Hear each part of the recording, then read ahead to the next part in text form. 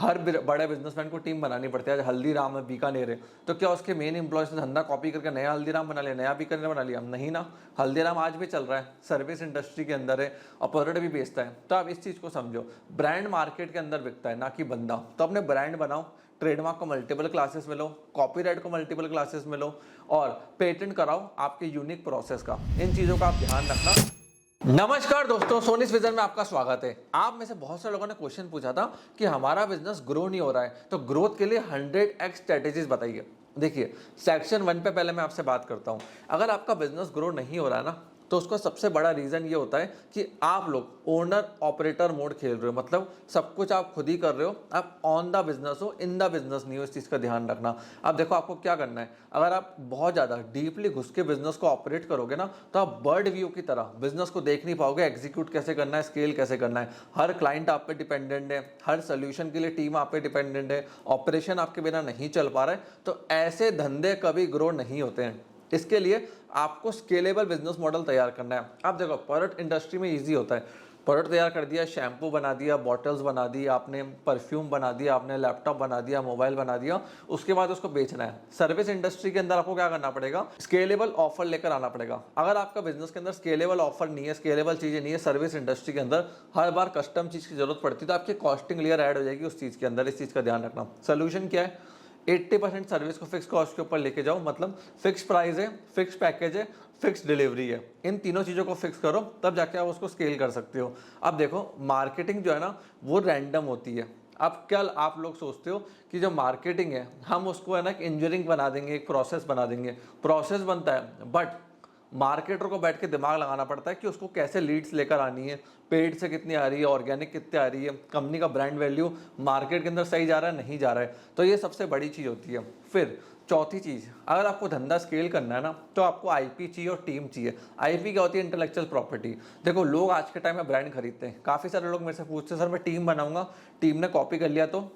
देखो, हर बड़े बिजनेसमैन को टीम बनानी पड़ती है। आज हल्दीराम है, बीकानेर है, तो क्या उसके मेन एम्प्लॉयज ने धंधा कॉपी करके नया हल्दीराम बना लिया, नया बीकानेर बना लिया? नहीं ना।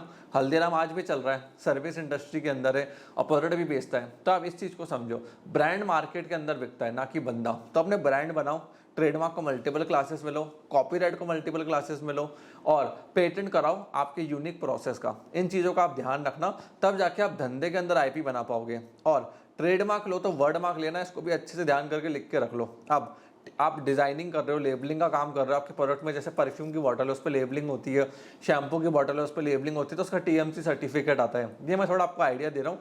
बाकी अब मेरे बिजनेस की वीडियोस चेक कर सकते हो इन लीगलिटीज के ऊपर, किस किस चीज़ों की रिक्वायरमेंट होती है धंधे को और स्केल करने के लिए, आईपी कैसे क्रिएट की जाती है। फिर जो टीम बना रहे हो, उससे आप एनडीए करो, एग्रीमेंट करो, एनसीए करो, एम्प्लॉयमेंट एग्रीमेंट करो। उनके केपीआई क्या रहे क्लियरली शुरुआत से डे 1 से मेंशन करो। हर महीने जब आप उनको ईमेल करो तो उनका केपीआई क्या रहे भी उनको याद दिलाओ। इसके लिए आपको अच्छे कॉर्पोरेट लॉयर्स चाहिए, चार्टर्ड अकाउंटेंट्स चाहिए। कॉर्पोरेट लॉयर्स आपको एग्रीमेंट के अंदर, ड्राफ्टिंग के अंदर एम्प्लॉयज को कैसे रखना है, टॉप हेड्स को कैसे रखना है, कौन से स्टैम्प पेपर पे साइन होगा। और एक सीए जो आपको फाइनेंस के ऊपर एडवाइस करेगा। कंपनी के अंदर कैश आ रहा है तो उस पर जीएसटी कितना है, टीडीएस कितना है, कैश फ्लो को मैनेज कैसे करना है, रिजर्व्स कैसे बनाने हैं। देखो, एक नॉर्मल सी होगा ना, वो आपकी रिटर्न फाइलिंग करता रहेगा, आपको कभी एडवाइस नहीं करेगा टैक्स प्लानिंग के ऊपर, टीडीएस के ऊपर, कैश फ्लो के ऊपर। अच्छे सी आपको हमेशा एडवाइस करेंगे कि ऐसे कंपनी के कैश फ्लो को मेंटेन करो, टैक्स सेविंग का लीगल तरीका ये है, कैश फ्लो को आपको ऐसे मैनेज करना है, कंपनी के एक्सपेंसेस को आपको ऐसे मैनेज करना है। तो अच्छे चार्टर्ड अकाउंटेंट होना, कॉर्पोरेट लॉयर होना बहुत ज़्यादा जरूरी है। अब आप लोग लीडरशिप के बिना स्केल नहीं कर पाओगे, ये चीज़ समझो। 80% अगर आप ऑपरेशन का डिसीजन खुद ले रहे हो तो धंधा वहीं पर रहेगा, एक ही लूप में आप घूमते रहोगे। धंधे को बढ़ाने के लिए आपको ये चीज़ें समझनी पड़ेंगी। अब चलते हैं नेक्स्ट स्टेप की तरफ कि धंधा और बढ़ाना है तो कैसे करें। देखो, धीरू भाई अंबानी जब अपने धंधे को स्केल करते थे ना, वो दो चीज़ें देखते थे। एक, 70% प्रॉफिट मार्जिन है या नहीं है इसमें, अगर है तो वो घुसेंगे। 70% मिनिमम उनका था कि 70% मार्जिन मेरे को चाहिए। दूसरा, इसकी मार्केट में बहुत ह्यूज डिमांड है। ऐसा नहीं है 70% प्रॉफिट मार्जिन है बट एक ही कस्टमर है, उनको लाखों कस्टमर चाहिए, बड़ी डिमांड चाहिए, वहीं वो घुसते थे। जैसे पेट्रोलियम के धंधे में आज जियो भी आया। सारी जो उनका रिलायंस ग्रुप है आज, धीरू भाई अंबानी का, मुकेश अंबानी जी इसी फिलॉसफी को फॉलो करते हैं। तो आपको देखना पड़ेगा कि डिमांड नया नहीं है, जो प्रोडक्ट और सर्विस आप लेकर आ रहे हो। ऐसा तो नहीं 2 कस्टमर है मार्केट के अंदर, या बहुत छोटा मार्केट शेयर है, बड़े मार्केट शेयर में घुसो। दूसरी चीज़, प्रीमियम बेचो। देखो, सस्ता बेच के भी आप बना सकते हो, बट सस्ता बेच के जब प्रॉफिट बनाओगे ना, तब उसे मार्केटिंग में ज़्यादा खर्चा करना पड़ता है। अमीर आदमी पैसा देने में आपको सोचेगा नहीं, नहीं, उसको आउटपुट चाहिए। अमीर आदमी के आउटपुट के लिए वर्क करोगे तो वो आपको अच्छा पैसा देगा। तो आपको देखना पड़ेगा कि बड़ा टिकट साइज कहाँ से लेकर आओगे, प्रीमियम क्लाइंट कैसे पकड़ोगे। फिर तीसरी चीज़ रिकरिंग बिजनेस मॉडल। आप जियो एयरटेल को देख लो, पेट्रोल के बिजनेस को देख लो। अब जियो का जो रिचार्ज होता है वो हर महीने होता है, हर साल होता है, मतलब रिकरिंग इनकम है उनके लिए। एक बार कस्टमर बनाया बार बार पैसा आएगा। Same with Airtel, same with इनके पेट्रोल के बिजनेस। तो जितना आपकी रिकरिंग इनकम एक कस्टमर से आएगी उतना ज़्यादा आप पैसे बनाओगे। जो रिकरिंग इनकम वाले धंधे नहीं होते हैं वो बहुत जल्दी पड़ जाते हैं, इस चीज़ का ध्यान रखना।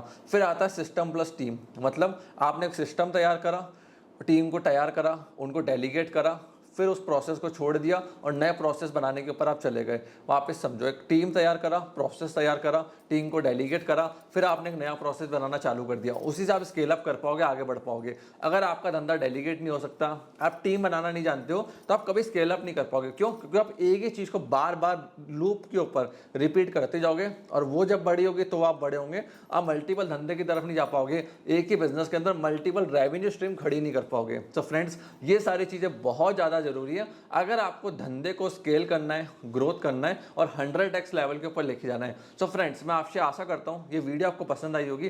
कुछ डाउट रह गए, क्वेश्चन रह गए, कमेंट सेक्शन आपके लिए ओपन है। कमेंट सेक्शन में कमेंट करके पूछ सकते हैं। आपने इस वीडियो को यहाँ तक देखा, हम लोगों को इतना पेरेंट सपोर्ट दिया, उसके लिए धन्यवाद।